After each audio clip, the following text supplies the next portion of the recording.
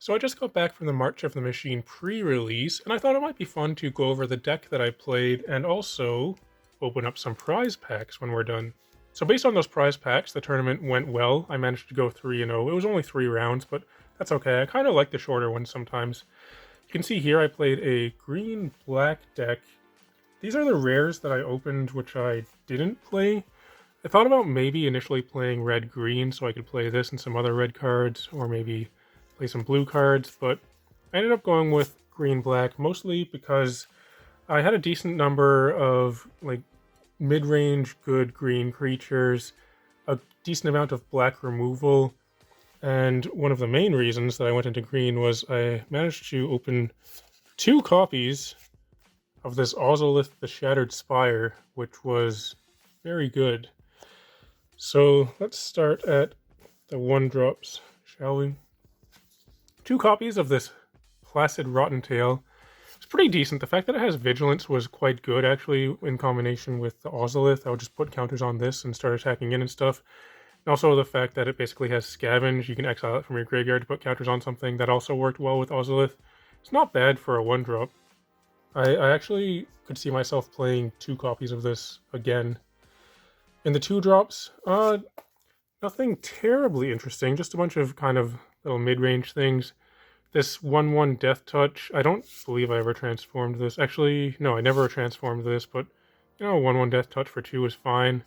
Finn the Fangbearer has Death Touch as well. This is from Kaldheim, a reprint. We know this card is good at this point.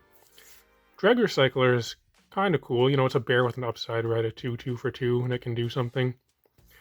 Wary Thespian. This card was actually quite good. It's a 3/1 for 2, so decent stats, but when it enters the battlefield or dies, you surveil 1.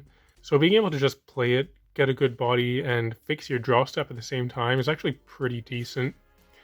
Iridescent Blade Master, we've seen cards like this a million times, but they're always decent. Herbology Instructor was actually pretty good.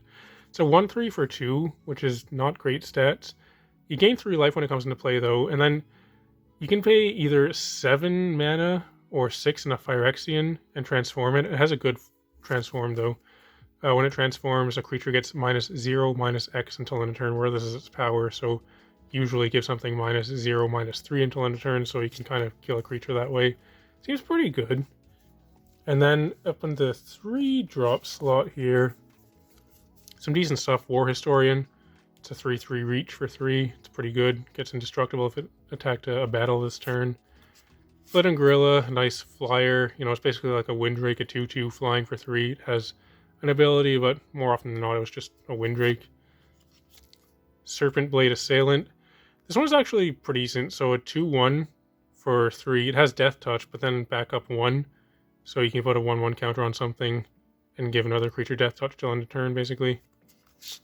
Completed Huntmaster was pretty decent. There was a combo going on in this deck with 2 or 3 cards with this Ayara, Widow of the Realm.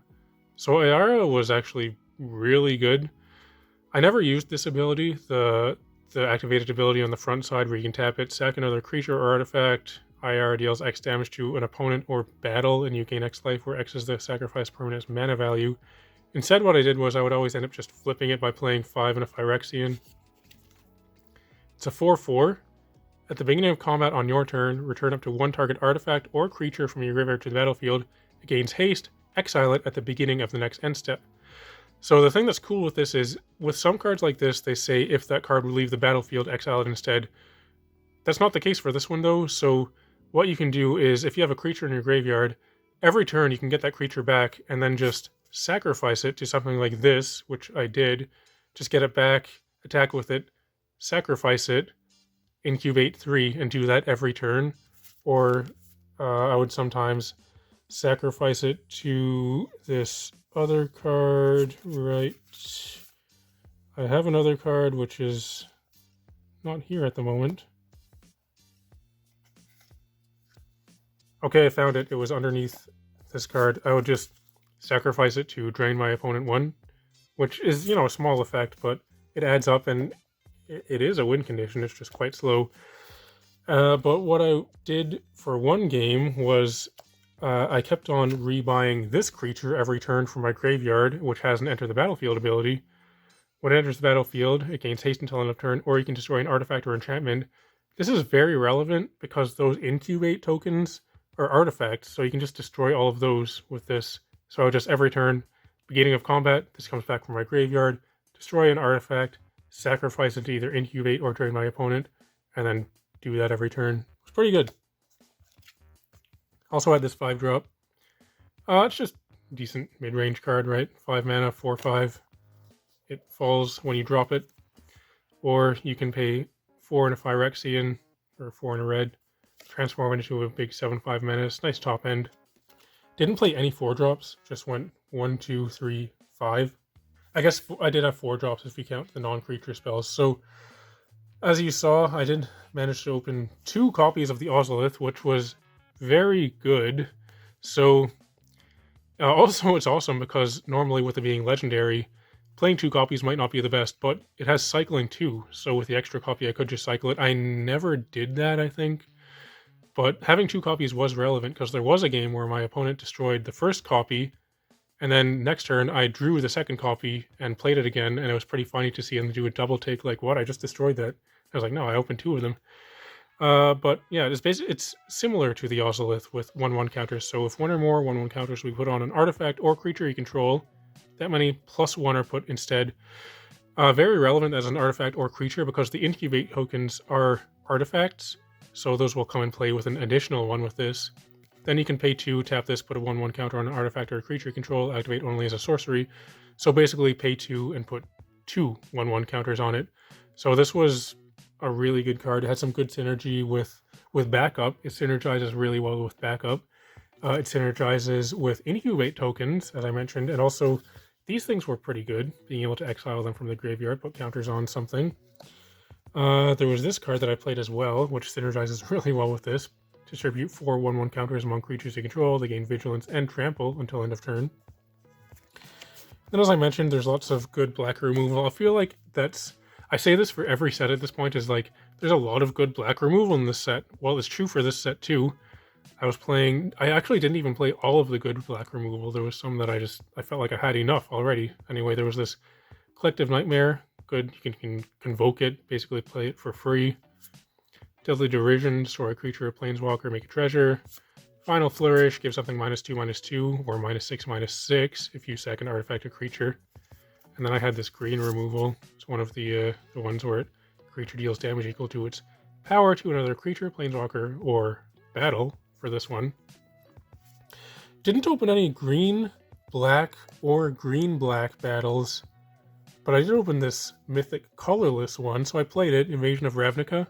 It's good. 5 mana, when it enters the battlefield, exile a non-land permanent and opponent controls that isn't exactly 2 colors. So it exiles most things. Then when it flips over, it's a 5/5. When you cast a spell that's exactly 2 colors, like the top 6 cards of your library, you can reveal a card that is exactly 2 colors from among them. Put it into your hand, then put the rest on the bottom in a random order. You can see I have no cards in my deck that are multicolored, or that are exactly 2 colors. So the ability for this does nothing, but it's still good as just a 5 mana exile something, and then if I can flip this over, I get a 5/5. That's still perfectly fine, and it was fine. Another thing that was cool about this event is, for a lot of pre-releases now, they give out the 30th anniversary promo things, the retro promos, and for this one, managed to get an actual pretty good one. Eternal Witness. I'll probably put this in one of my commander decks, I imagine. So I'm pretty happy to get that as well. So that was the deck I played. It was fun. I've said before that with March of the Machine, this seems like it seems like there's a lot going on in this set. It can be kind of complicated. So I wasn't sure what to think going into it because I hadn't read all of the cards. I didn't follow the spoilers super closely. But it actually was easier to get the hang of than I thought it would. There were some things that were kind of complicated, but overall it was easier than I expected to understand all of what's going on. So now let's get these out of the way and open up some prize packs.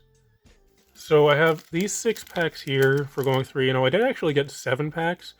I went to the event with my friend Nathan, though, And he managed with a perfectly neutral record of 1-1-1.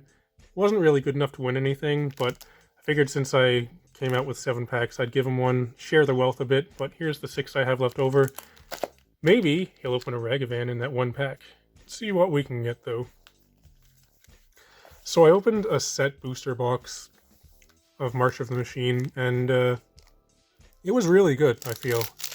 So with these being set boosters, maybe we'll get some decent stuff again. This way, yes, they're the Japanese setup ones, with it being kind of a reverse order.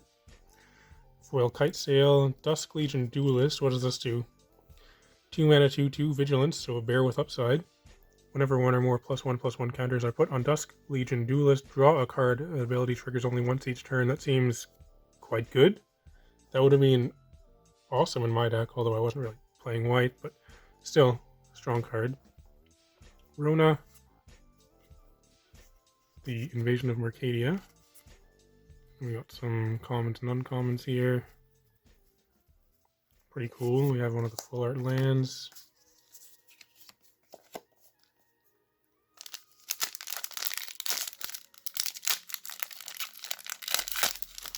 Next, we have a list card, Dig Up. Actually, it's kind of cool because I've opened a decent amount of Crimson Vow, and I believe I've opened a total of 0 copies of Dig Up.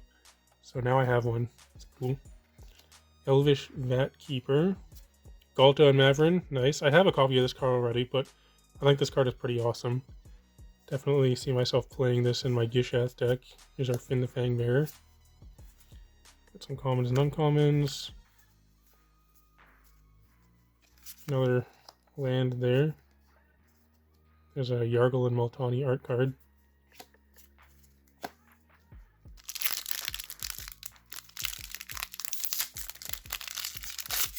I know there's a pull tab on these, but I prefer to just open it this way instead. We have a foil Invasion of Moog. I didn't know Moog was a plane in a night.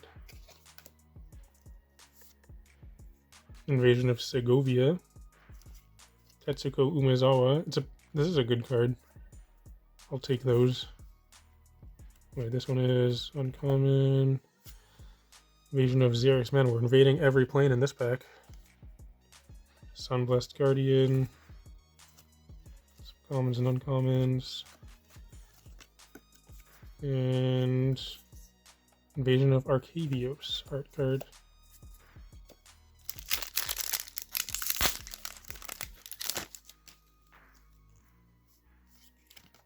Got a Phyrexian Saproling. So there's Phyrexian Mirrors and Phyrexian Saproling is interesting. Expedition Lookout. Realmbreaker, the Invasion Tree. What does that do? We also have a Valduk. I don't think I've seen this card before. Let's see. 3 mana, Legendary Artifact, 2, tap, target opponent mills 3, put a land from their graveyard onto the battlefield tapped under your control. It gains if this land would leave the battlefield, exile it instead of putting it anywhere else. Or 10 tap, sack this, search your library for any number of Praetor cards, put them on the battlefield and shuffle. That's an interesting ability. Had to check to make sure it's from the set proper and not from the commander set. So 3 mana, 2, it can potentially ramp you every turn if you're lucky enough to mill your opponent a land. Not really sure what to think of this one. It's interesting though. Valduk. Invasion of Vryn. That's Jace's place, right? Halo Forager. Forest. Elspeth. Yep.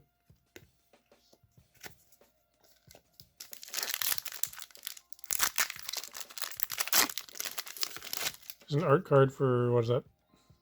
Is that Skithrix? Yes, I got it right. We have War Historian. And Invasion of Theros. A reprint of Inga. Zerda, the Dawnwaker. That's cool. It's not a particularly valuable card, but I really like this art style, so it's cool to get that. I collected all of these ones from Ikoria that had this style. Probably grab the rest of them from this set too. Invasion of Eldraine. There's a good uncommon, Surge of Salvation. There's a foil land. I hear some YouTuber made a video about this card. It was me. Our last pack. Will we get a mythic? We got a Chain of Smog and something cool. I see some kind of borderless type of thing behind it. Chain of Smog is cool. It spiked up super hard, I don't know, a couple of years ago or something when I believe Liliana from Strixhaven was printed because it combos with that. It's a decent hit. Okay, so what is this borderless thing? Rare. 5/4. Karuga the Macro Sage. That's cool. As I said, I like this art style, so I'm happy with that. Another rare, 3/4, Zephyr Singer. Uncommon, Timuret. Brimaz. So we did get a mythic from the commander decks. That's kind of cool, I'll take it. Put that there. We have Invasion of Zendikar. And some other cool stuff. And this art card of Heliod. Alright, so I'm not sure if we got anything particularly huge, but we got some cool stuff. I'm pretty happy with these two Ikoria style showcase art cards. Anyway, that's going to do it for this one. So if you're still watching, thanks for watching. It'd be cool if you can like and subscribe and all that kind of stuff. If you went to the pre-release, let me know how your pre-release went. Also, I'd encourage everyone to come join my Discord server. You can find a link to that in the video description below. And I'd also just like to take a moment to thank all the patrons who support me on Patreon. And also, if you'd like to purchase any Magic cards, you can get those by going to facetofacegames.com. They're the largest Magic store in Canada, and they're also a sponsor of the channel. And if you use code 8thPlaceDave at the checkout, you can save 5% on your order. But otherwise, thanks for watching, and I'll talk to you later.